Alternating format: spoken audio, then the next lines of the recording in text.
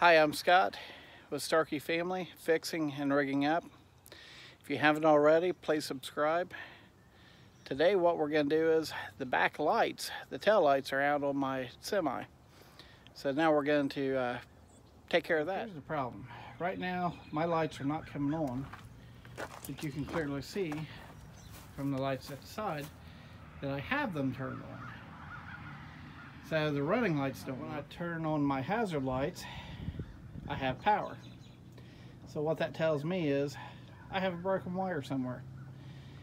These are actually the plugs that you use on the back side of the lights, right there.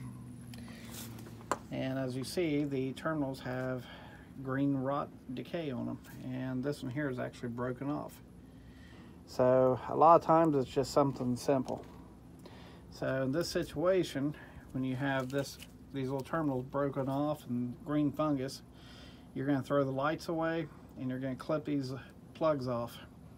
So I'm going to show you what I've done with that. After eliminating what the problem was, which basically took about 10 seconds,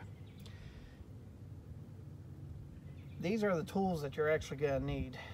A roll of black vinyl tape, which is electrical tape, very common to get, a pair of wire strippers, connectors that you can actually heat shrink and insulate with, side cuts. This is the new wire looms that I actually bought, and those are the new lights. Now I want to tell you something. I stopped recently at a truck stop and I was looking at new lights. These right here are normally between $5, maybe $7 a piece. Now I want to give you guys an idea how much some of these lights are at a truck stop. I went to a Petro brand truck stop and they never carried these, but what they did have is a cheap generic looking LED light that they wanted $69 for. Now you can buy these lights over at Tractor Supply, a Rural King, any type of little farm store. These are just farm equipment lights. That's what they put on these trucks from the factory. You don't need anything outrageously special like that.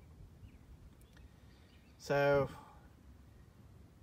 if you're at a truck stop, don't freak out on the price. Find you a Walmart, find you another store, and buy them for a reasonable price.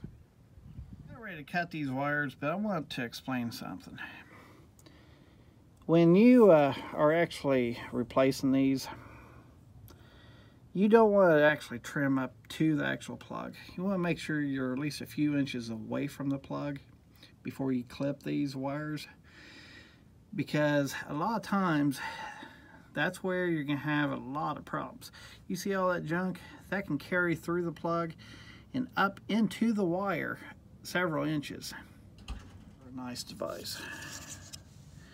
Basically, depends on what kind you get, but basically this right here makes things a lot easier. Just takes the very end off.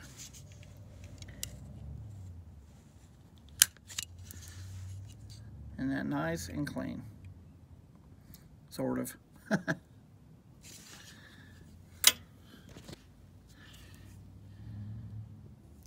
You end up buying these new plugs, you're always going to have one wire that has a terminal end on it. Don't worry about it. Just clip it off. And as you see, everything here is color coded. So you're just going to basically wire it back together. For those of you that have never done this before, basically this terminal has a hole in it. You see the wire. You're going to stick the wire in the hole. You see that metal? You're going to take it side cuts, and you're going to actually right here crush this in, and that's what holds the wire together. Okay, I wanted to try to zoom in on this. You see that right there? That's where I crushed it in on the terminal. And can you see the form fit that's actually around the wire now? That's where I took a lighter and heated it up, not overheating it, and it actually melted and shrunk and form fitted around the wire. The purpose of that is when it rains, you won't get any type of moisture in here. Now we are going to cover this with the black tape, but if the black tape failed, that's your secondary. Heat shrink on it, heat it up. So before you move on any further, you always want to make sure that the light will work before you go through the trouble of installing it, because I have purchased lights before that just simply don't work. Now what I'm going to do is I'm going to pull the light out, replace it, and then I'm going to take black tape and wrap this up so no moisture gets in there. And then we're going to take electrical grease. You always want to make sure you buy electrical grease to put in these plugs to keep them wet with grease that keeps water out. And then we'll be done with this side. Now, changing the subject, but really not. This is what I'm going to use. I took my rubber grommet. If you can, take it in the house, run hot water on it. That'll soften it up. If you're out on the road, well, this is dishwashing detergent. I keep this because, well, I do flatbedding. And when my hands get dirty, I can take water and wash my hands off. And don't buy any other brand but Dawn, because Dawn really does take the grease out. The other stuff does not.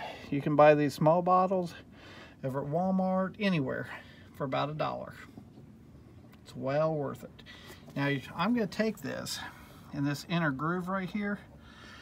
I'm going to rub this dishwashing detergent around this seal, so when I put it in place, I can just simply take the light and slide it in there. Now I wanted to show this. You see where it says top? That means you put the rubber grommet in on the top. You see this groove? Well, that little cutout right here next to the groove is for this light. You see that plastic? Well, guess what? That matches that space. This is where the light goes.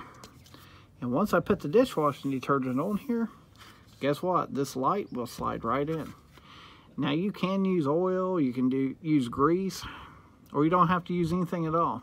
I'm just telling you the easiest way. And dishwashing detergent, it washes off. This is plastic, it's not gonna hurt nothing. So what you're gonna do is, you're gonna put this in that groove first, and then you're just simply gonna work the light around. Okay, I just put the first light in there. It went in real easy, but it's easier to do with two hands, and I don't have anything out here to hold my phone with while I'm videoing. But anyways, as you see, there is like a little bit of play here. You can see where I can move it. That's normal. Just make sure you get the light right in the groove there. Works perfect. Now, here's the next thing that we're going to do. We're going to actually put grease on the terminals in the back side of the light. That's electrical grease. Yes, this says light bulb grease. Well, that's fine. It's electrical grease. Same stupid stuff. So basically, you can buy this at Walmart, AutoZone. These packets are really cheap. So anyways, we're just going to squeeze it out onto these terminals, and then we're going to plug it into the back of the light. Doing the electrical grease, this is how much you're going to put in there. Make sure you put it in the top. That way when you plug it in, it'll lather up the whole entire terminal. And another thing is, if you find these laying out in a store, don't buy them. Because you saw that I got these in a plastic sealed bag. Well, nothing's getting in there. Guess what? These are sitting on the shelf. People touch them. Oils from people's hands get on there. Whatever. They rot. Same thing with the lights. Unless they're in a plastic bag, don't buy them, because they're going to corrode out in no time. Lights that I've replaced today, I can't remember the last time. That's been years. So just remember what I said. Okay, before I plug this in, I went ahead and took the black tape and wrapped it up. You may wonder, well, why did I do that so far away? Wherever your connections are, which are right here, make sure you do it a few inches above and below. That'll reduce any chance of water, moisture, anything getting up in there. Okay, one light down, one light to go. So here's what was going on with this light. As you can see, the terminal completely rotted off, and it's actually broke off into the back of this. Okay, so here I got both the lights in there, and they're working. And you see how simple that is. Now I told you how much they were willing to charge for just to buy one of these bulbs. Now, do you really want to waste your money at $100+ an hour at a truck stop? You see how simple this is? Don't get scared. Most generally, it's either a light's burned out or a broken wire around the light or a corroded terminal. I hope I've saved you a little bit of money. So once again, I'm Scott with Starkey Family, Fixing and Rigging Up. I hope you've enjoyed the video. I hope you've learned something. And don't forget, please subscribe. Thank you very much. And don't forget, watch my other YouTube channel, Starkey Family Gaming and Fun. Have a good day.